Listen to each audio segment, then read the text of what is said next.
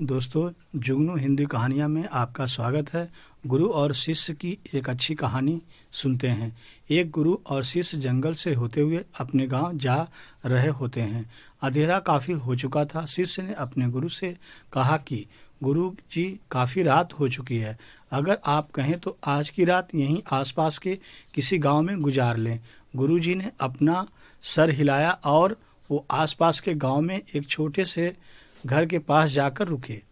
अब जैसे ही वहां गए तो गुरुजी के शिष्य ने दरवाज़ा ठकठकाया। उस घर से एक गरीब आदमी बाहर आया तो गुरुजी ने बोला, हम अपने गांव जा रहे थे, लेकिन काफ़ी रात होने की वजह से हमने इसी गांव में रुकने को सोचा।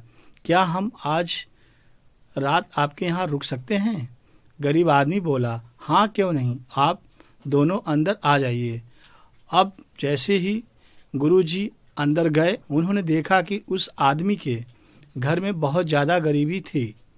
गुरुजी ने उससे पूछा कि आप क्या काम करते हो? वह गरीब आदमी बोला कि मेरे पास बहुत सारी ज़मीन है।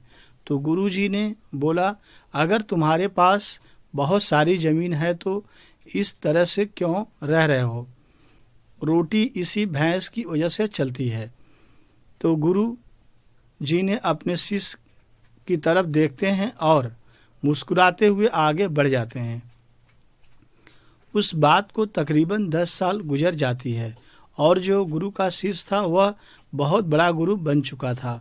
तो एक दिन उन्हें उस गरीब आदमी की याद आती है कि मेरे गुरु ने उस आदमी के साथ अच्छा नहीं किया था।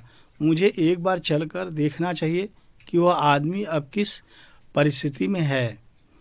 वह शिष्य उस गांव की तरफ जाता है और वहां जैसे ही पहुंचता है तो वह देखता है कि जहां पर उस गरीब आदमी की झोपड़ी था, वहां पर एक बड़ा ही आलीशान महल बन चुका था और उस झोपड़ी के बाहर जो बंजर जमीन थी उस पर फल और फूलों के बगीचे थे।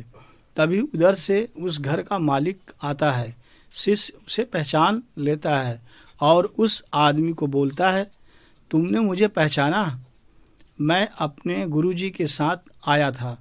हमने एक रात के लिए आपके यहाँ रुके भी थे। वह आदमी उसे पहचान लेता है और बोलता है कि उस रात में आप कहाँ चले गए थे? और उस रात के बाद ही मेरी भैंस कहीं चली गई थी। मेरे पास कोई रास्ता नहीं था, तो मैंने अपनी ज़मीन पर मेहनत की और फसल निकल आई और आज मैं इस गांव का सबसे बड़ा और सबसे अमीर आदमी बन चुका हूं। ये सुनने के बाद शिष्य के आंखों में अपने गुरुजी के लिए आंसू आ गए और उसे ये बात अब समझ में आई और वो रोने लगा। इस कहानी से हमें यह सीख मिलती है कि हमारे अंदर ऐसी बहुत सी टैलेंट छुपी हुई हैं, लेकिन हमें कोई ना कोई चीज़ रुका कर रखी है। वो आपके फैमिली वाले भी हो सकते हैं, आपको जॉब भी हो सकती है, कुछ और भी हो सकता है। देखिए, आपके पास भी तो भैंस की जैसी कोई दूसरी चीज़ तो नहीं है जिसने आपको आगे बढ़ने से रोक कर रखा है। दोस्तों, वीडियो अच्छा लगा और लाइक कर दिए, चैनल सब्सक्राइब कर लीजिए। दूसरे वीडियो मिलते हैं।